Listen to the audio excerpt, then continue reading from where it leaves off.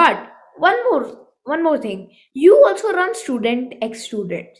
And what can you tell us about about it, and what motivated you to start it? Yeah, so I'll start with why exactly I started the organization. So the reason I started is because I realized that inside of school there was a lot of standardization. So throughout school I was talking to some of my peers and I realized that a lot of them felt like their creative writing was standardized or repressed because they were forced to use these essay templates or rubrics and they weren't actually able to write about what they wanted. They were forced to write about like English books and maybe like history papers, not exactly things that they wanted to talk about and express to the world. So the reason I started Students Experience was essentially to provide a platform for people at my school to share their work with the world and essentially just talk about whatever they wanted. And this kind of grew into like a larger publication beyond just my school. So I reached out to I think we have partnerships with like 15 schools in the Bay Area. And we're also we also have like over 400 writers. We have like 400 writers in 12 countries. We have over like 12,000 weekly views. I feel like overall it's been a very great experience. And I feel that a lot of people come to me saying that they've gotten thousands of views of their articles. They've created a great community through Syntax students. They met a lot of like-minded people. And I feel the reason this is kind of the reason why I created Syntax students to essentially create a publication or a platform for people to essentially express their ideas and meet with a community of like-minded, motivated, and driven students. So, as a Student X Student, uh, uh, can anyone join this initiative from anywhere around the world? Um, Tell us about the community. How big community do you have currently, and how does this function? Yeah, so I think the anyone can join the community as long as they're essentially like a youth, so like maybe from like 8 to 18 years old.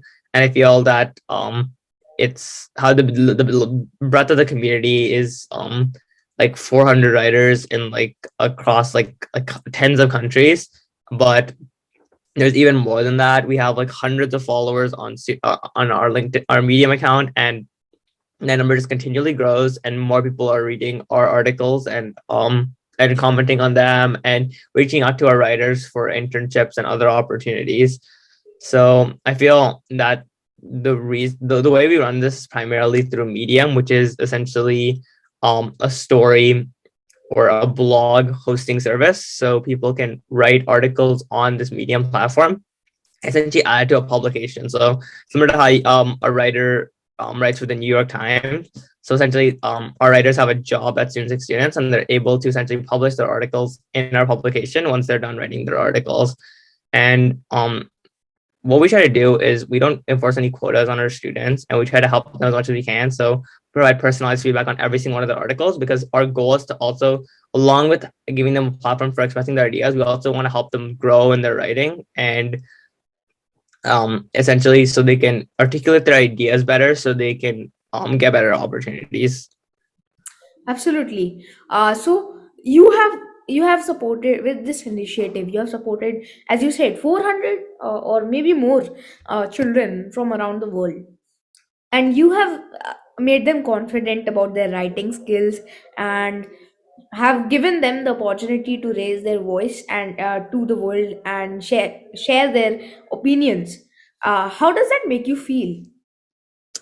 So again, it's go back to kind of like my why. I think my why is to use like computer science and related technologies to essentially empower the people around me. And I feel like this is like one step towards accomplishing this why. I'm trying to use like the internet and the rapid globalization that we have today, where everyone is essentially connected with one another, to essentially connect students that I feel are motivated and have the opportunity to grow exponentially and connect them with people that can help them achieve that growth. So I feel like I'm very glad to have created this publication. And I know there's tens of students that have been reaching out to me. And we've had a couple of one-on-one meetings with them and they've talked all about how like they've felt this incredible growth after going student experience because they've had mentors that have guided them through the process, and it's all because we've helped them articulate their ideas and spread it to the world. Yes. So is this startup a non-profit, or do you make money like with the startup? Yeah, no, so like we're primarily a nonprofit, and I feel we're thinking of there's several ways to monetize this, including there's like a medium partner program, for instance. We're also thinking of having like competitions where essentially it's like a pay to enter competition, and you would get like a cash reward at the ending. But I feel that the reason why we made this something that's free is because there's a lot of barriers to entry around the world that are because of money. So a lot of the summer programs that we have in the Bay Area are all like thousands of dollars just to attend these programs. And that was something that we didn't want to happen, because the reason why a lot of people don't explore the world is because of these barrier to entries. They don't have the money to pay for this. But as students, what we're trying to do is facilitate people's potential, and especially for people that feel like they don't have the opportunities to essentially grow, and that's why we created the publication. So we could have created it with with a barrier to entry with like $5 amounts or stuff like that, so we can gain more money. But I feel that would have been the correct way to essentially gain the biggest amount of readers and writers for a publication. Absolutely. So I hope this program grows and becomes even larger through in the future, so that you can help more children and raise their voice to the spotlight of the world. And with this, this is a non-profit program, but you also run an AI based startup. Tell us about Neuralyte. How did you start it, and what motivated you? Yeah, so I think the reason I created Neuralite was basically to solve healthcare issue related issues in the world. And again, this goes back again to my why. The reason is to basically create computer science, use computer science and related technologies to solve problems in the world. And that's what I tried to do with Neuralite. So um, as I started it, so Neuralite primarily runs three services right now. Two of them are healthcare based. One of them is essentially a medical translation device, which is portable and compact. Now we're essentially using to help EMTs and paramedics communicate with non-native English speakers. So in the U.S., there's a high majority of Hispanic speakers, like Spanish-speaking speakers. So they aren't able to communicate with EMTs, which can severely degrade the process of essentially saving someone's life. So what we were trying to do was create a service that wouldn't be easily contaminated, that people could use to um, uh, easily translate between Spanish to English and English to Spanish, so people could rapidly communicate with one another. So that's what we were creating. And again, this was using cloud computing services. So we essentially use cloud computing as a backend to run our translation service. So this is a very useful tool, and we currently ran it in Michigan hospitals and California hospitals, and I'm looking forward to expanding this to more hospitals in the future. Another service we also ran was seeing the mass amount of fake news and news information, and also just like the barrage of news that we get every single day. Um, I decided to create a service where we essentially web scrape news headlines. So we look at thousands of news headlines per day, and we determine optimal places for COVID outbreaks. So essentially looking at what are the places where there are COVID outbreaks, so people are more informed, so they don't travel to those places, or they can inform related family members. Because I feel that in this day and age, there's so much information that's being thrown at us. I feel it's very difficult to glean any information that's useful out of it. So I wanted to create a service that would essentially take all this information and create something useful that people could use in their day-to-day life. Uh, that's a very noble cause and a very great startup you're doing. Uh, do you have what is your vision for Neural Light? Do you have any future plans for it, or something that you have in mind that you want to do, some problem you want to solve? Yeah, so I'm planning on on expanding on the current services that I already have. So the medical translation device, I'm planning to expand to more states and more hospitals. I feel again like there's a huge barrier to entry in hospitals. There's a lot of there's it's very slow for change and innovation. So I feel it's very difficult to innovate in that space, but I'm trying. I'm currently rolled out to 10 hospitals across California and Michigan, and planning to roll out to even more in the future. The next thing I also want to do is expand my COVID detection platform to more diseases, and also use it to essentially use natural language processing, which is a machine learning service, essentially summarize large amounts of news into something that people can read on a day-to-day basis. So again, there's like a huge barrage of news that comes every single day. So essentially what I want to do is take like thousands of news articles and compose it to maybe like one singular article that people could read that shows every single thing that happened today, or like the most important things that happened a singular day. So not just looking at COVID-19 outbreaks, but looking at all news in general. So that can help people like push through all of like the misinformation and the huge amount of information that comes from these news articles. Yes. Um. So, do you do the start? Do you like handle the startup alone, or do you have someone helping you, or uh, a co-founder or something like that, or are you the one man army of this company? No, so I have a couple of people that work with me on the startup. There's someone that actually handles like the legals and financial aspect of the company because that's something that I'm not exactly skilled at. I work more on the computer and technology side with someone else working with me, and someone else is kind of the head of the company. Someone else is kind of the head of the company, so they handle all of like the business partnerships and the talks with other like corporations or with investors to gain more money. Absolutely. So that is really interesting. So basically, you handle all of these products, and all of the problems you solve, you do it alone. And great. I hope you solve more problems in the future. And I'll, by the way, my viewers, I forgot to mention, you can check out Student X Students, Neuralytes, and Aditya on LinkedIn. And I'll share all the websites in the description below. You can check them out and learn more about Aditya. And so anyway, though, S Aditya, I think reading books is one of the most important skills for children, at least for me. I think it went a very long way for me to make my mindset in such a and it helped me to understand various things that at a really young age. So what do you think? Are books helpful for children? And if they are, any suggestions you have for our viewers?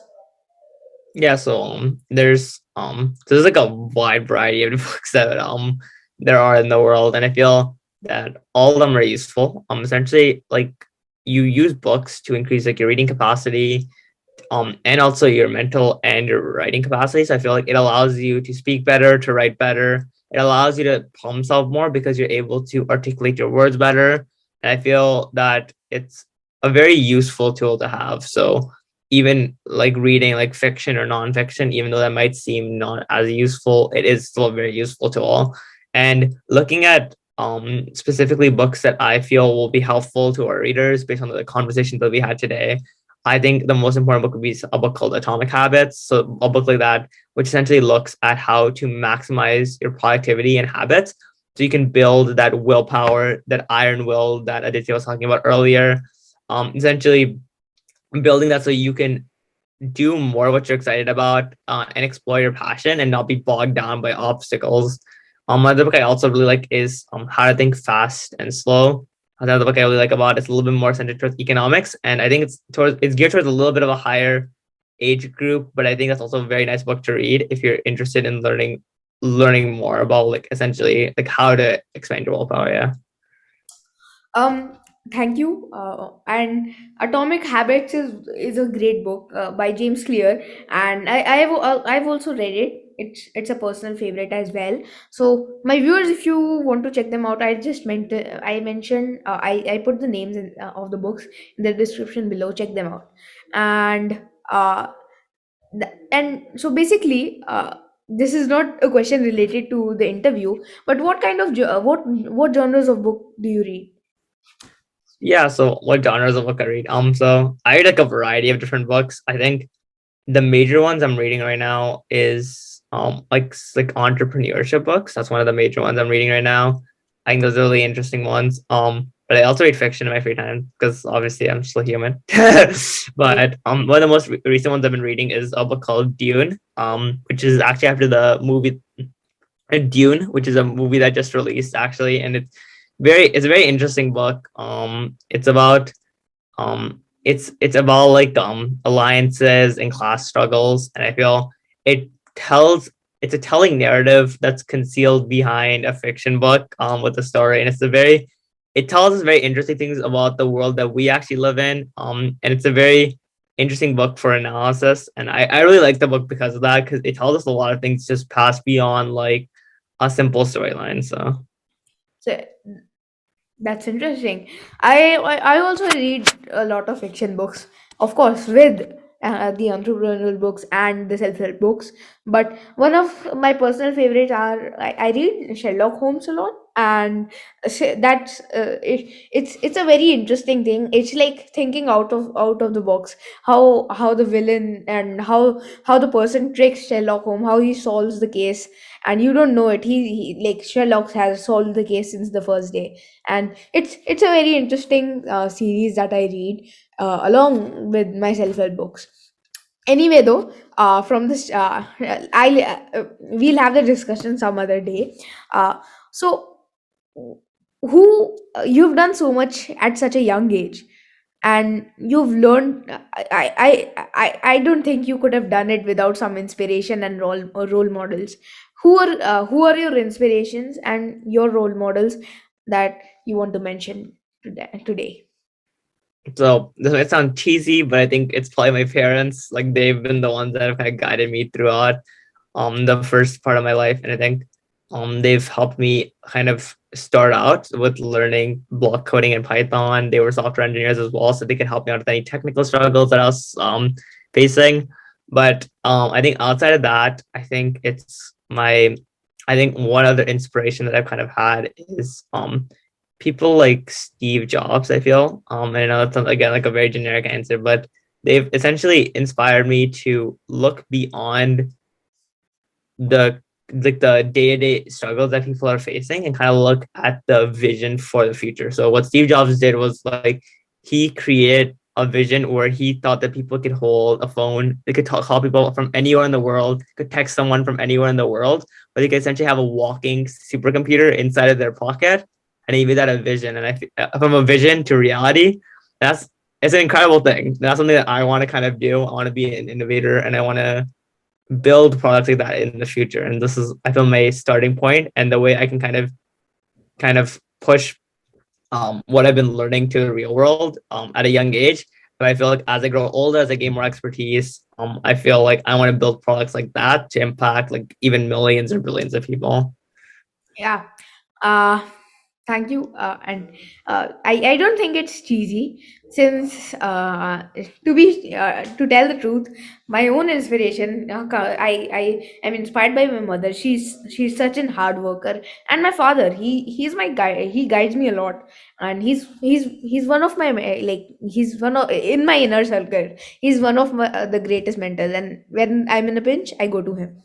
So, it's certainly, and Steve Jobs is also one of the greatest teachers, and one of the most interesting man of the 21st century. Anyway, though, with this in mind, uh, please share two people whom you think you would like to see and learn from on this show.